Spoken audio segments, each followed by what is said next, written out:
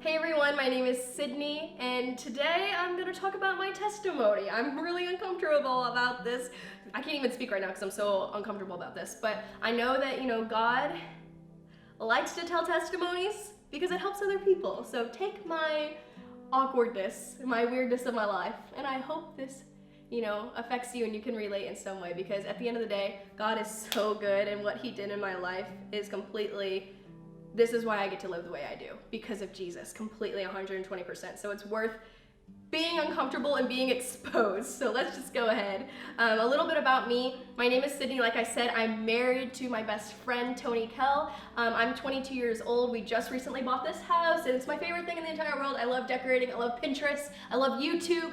I love all of that stuff. That's like my favorite thing in the world. So like I said, me and my husband, we actually have a YouTube channel called Source of Light Nights. It's going live November 11th. Make sure to subscribe to us. It's a live YouTube TV show, so watch it. Also, on top of that, I founded the Sisterhood Retreats, which is actually hosted here, the best camp ever. I love this place so much.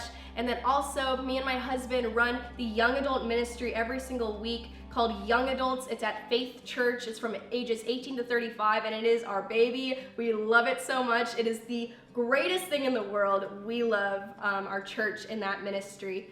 Lastly, I created something called the Sermon Notes Journal. It is so beautiful. I'm gonna post it right here. Bing, bing, bing, bing, bing. It's so fun. I love it so much. So yeah, let's just go ahead and get into the weird exposed part of my life. So at 12 years old, I gave my life to Jesus, and from then on to high school, I was completely on fire for the Lord. Like, I loved being different. I loved helping at my church. I loved being bold in my faith at my public school. I absolutely loved it. I had a boyfriend from freshman year to junior year of high school, and it was awesome. We had a great relationship. We both loved Jesus, but then we just broke up because of timing issues. And because of that, for the first time in my entire life, I felt, all of a sudden rejected. I felt all of a sudden unloved, which these things weren't true, but I started feeling these things in my life for the first time. I guess you could say I was pretty sheltered in that way. Like, I never really thought people could actually hurt me. All of a sudden, people were making fun of me. People were calling me the Jesus freak. People were making fun of me because I was a virgin. Apparently, everyone in my high school was not a virgin, and I didn't know that.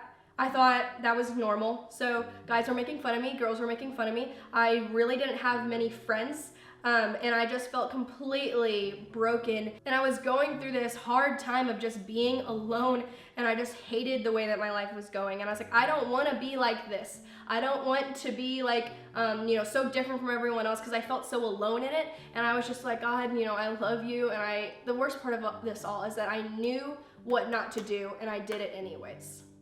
Somehow, I started getting into drinking and smoking, and I had this party when I was 18 years old, and during that party, I actually lost my virginity to someone 4 years older than me, and that moment broke me completely. I didn't know what to do, so I went to my pastor, and he didn't do anything wrong. He and his wife are amazing. They didn't do anything wrong, but my ears were already in tune to be offended.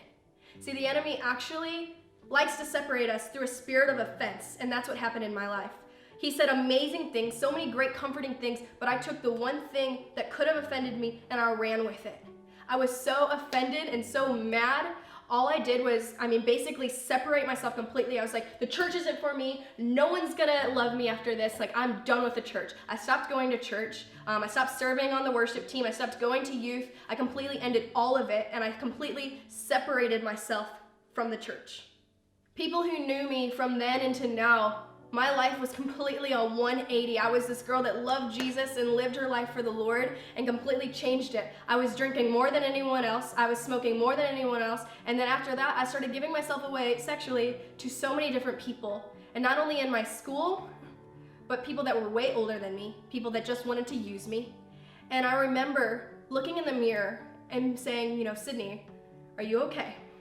And I would get kind of emotional, and I remember looking myself in the face in the mirror and say, you are not gonna cry. You are not gonna be upset. You are not gonna be able to be broken. No one's gonna break you. You're gonna hold your head up, and you're never gonna show emotion. So from there out, that was my motto. Every single time I got rejected, every single time I got used, every single time I had to basically try and get myself out of a house and run for my life, I went by that motto. that doesn't hurt you. You're okay. It's not a big deal. You're not going to be broken. You're fine. This is your life. This is who you are. This is what you do. You're okay. And you know, there's like this little phrase was like, keep your head up or the crown falls. Like I was like all about that stuff. I remember I actually started liking this guy and I was like, maybe relationships are for me. Like maybe this guy's different. Like, you know, like, let me just try this again. Like I really miss living my life for the Lord and like doing church things. And I think he's a Christian. Like he's a Christian, I think. So like, let me just try this again. I really gave myself to him, not only physically, but emotionally. And then he ended up going back to his old girlfriend. I was just kind of like the rebound. And that broke me so bad. I remember looking in the mirror and I was like, Sydney, am I okay? Are you okay? Are you okay?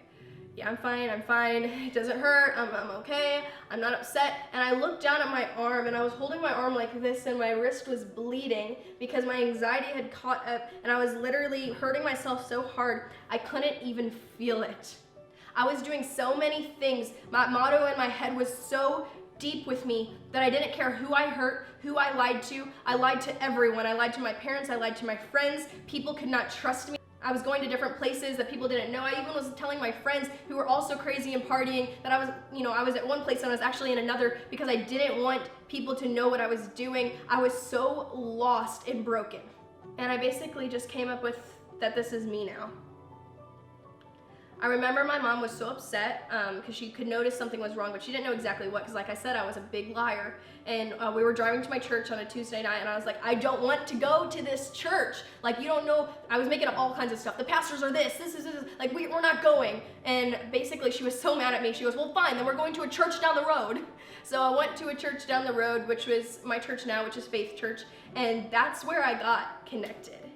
I remember walking into this because I was on the worship team and I heard the worship team and I heard these certain words about a good father, and that broke me 120% because I was like, he is a good father.